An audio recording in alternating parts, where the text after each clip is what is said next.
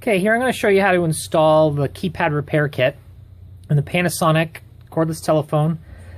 This is series KX TGA540, 550, 560. So any numbers like 541, 561, etc. will work. There are two exceptions I know of, is 550 and 552.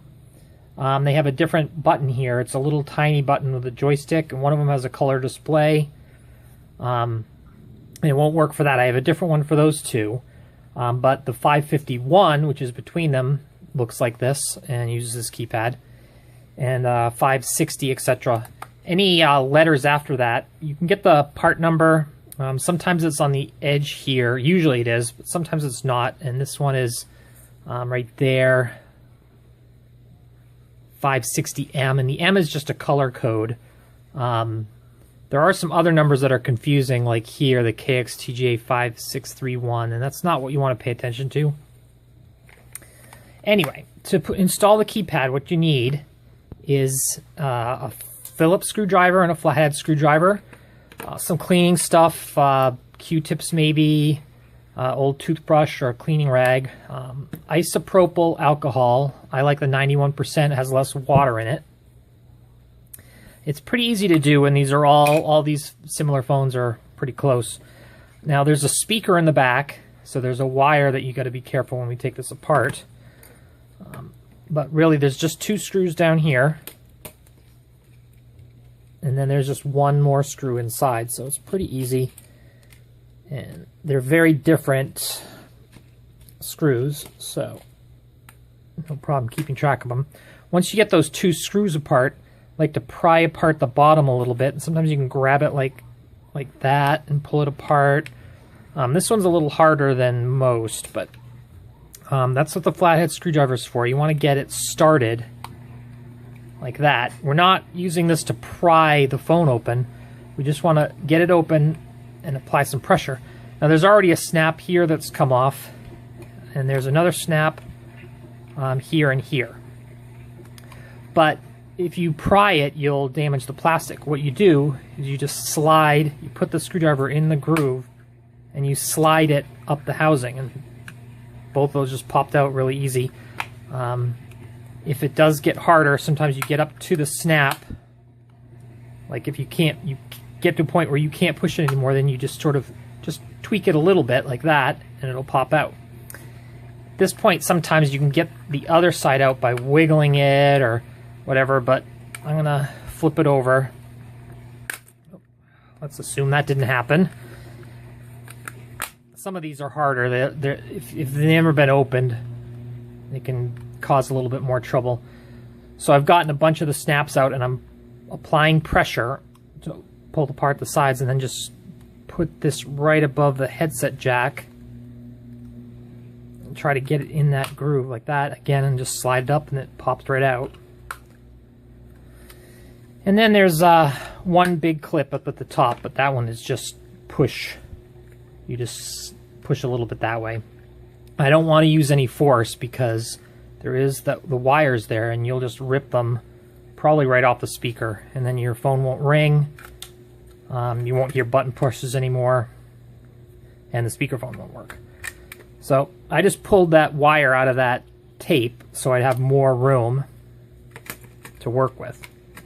Oh, there is 3 screws in here, not 2, sorry. There's 2 more down here, and they're shorter.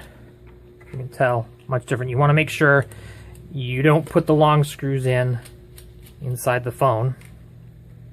And then there's one up here.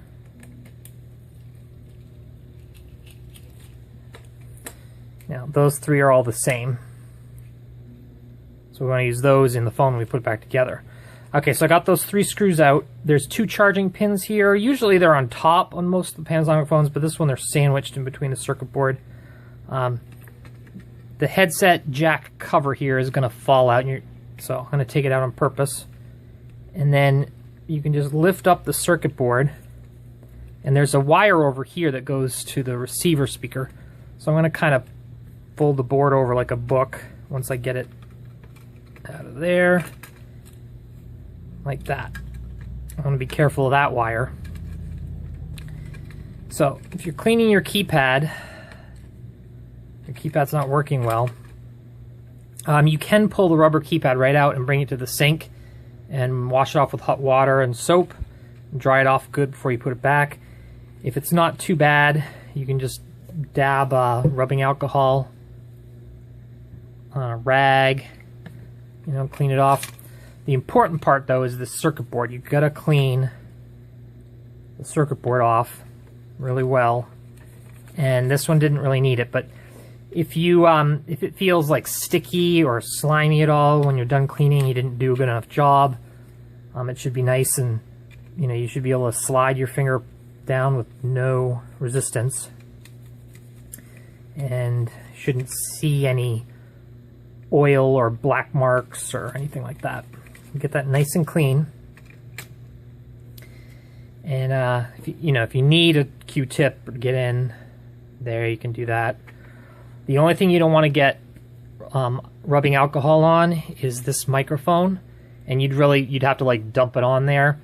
As long as you're wetting a rag and using that, or if it's really nasty, sometimes I drip rubbing alcohol on there and then just move it around, spread it around and let it soak for a couple seconds and then clean it off.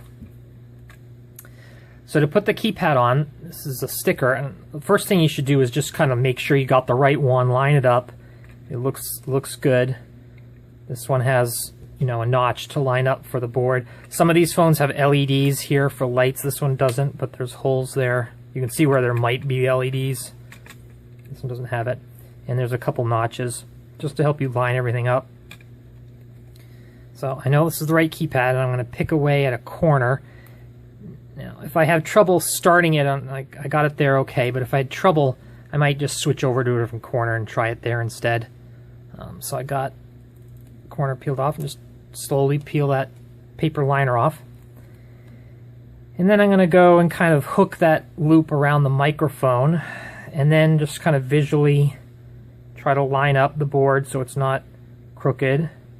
And I'm not really paying too much attention to the dots. I'm paying more attention to like the notches and the edges and the top and stuff. So, because it never looks quite right. This keypad matches where the dots are on the rubber keypad, but it doesn't necessarily look perfect on this board. But I don't want to, I just wanted to lay this down. I don't want to be pushing, or it's not going to come off, come unstuck or anything. So I just want to lay it as flat as possible. If I push hard on any of these things, I might create a divot while I'm sticking this down, and we need this to be as flat as possible. Okay, so I'm all set. Now, hopefully your charger pins are still there. If they're not, there's a little notch that goes into a little hole, and just make sure they're in there, and you can see that that's how they should be. And then I'm going to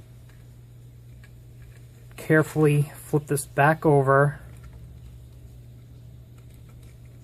and then make sure that those pins, there's two little notches in the board. Okay, we have to go kind of tuck that down in there first. So I'm tucking this corner down and then laying this one on top of it. Okay, just kind of make sure it looks good. There we go. I'm not missing anything. So the first thing I'm going to do is put those two smaller screws in down here to hold it all together.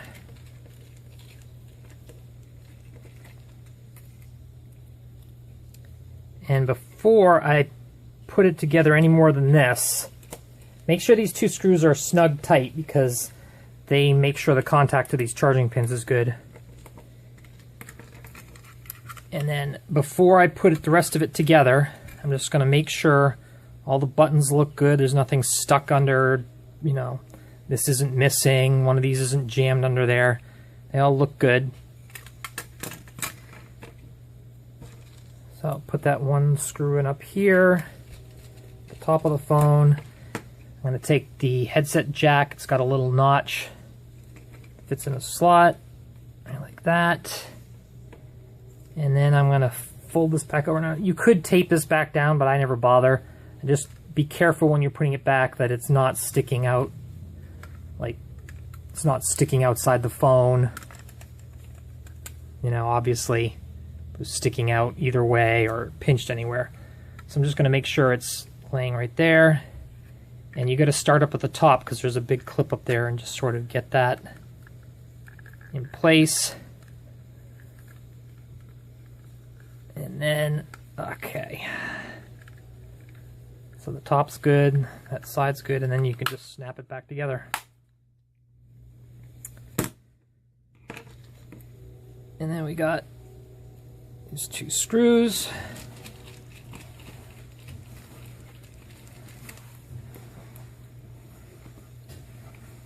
Like that. Now, I don't have a battery for this phone, but I do have a bench power supply, so I'm just going to hook that up and show you that it works.